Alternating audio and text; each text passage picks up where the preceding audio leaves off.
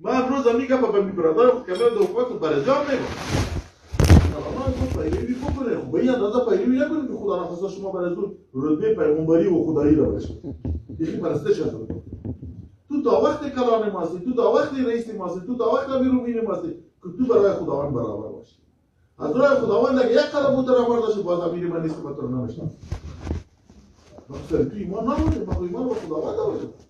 و بعد از خداوند در پایین طبقه وطن که اسلام سر محترم تو یک نفر هستی تو ولی صدها نفر در تاریخ تیر شده رفته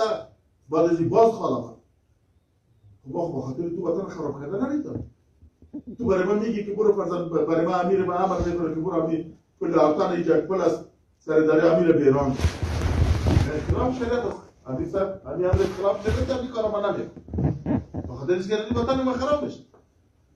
اگه تو برای من امیر امر بکنی که ایتان بگی برو در سر خط دوره دستاش پاکستانی حمله کرده فورا من هم تخبر میکنم بخاطر دفاع وطن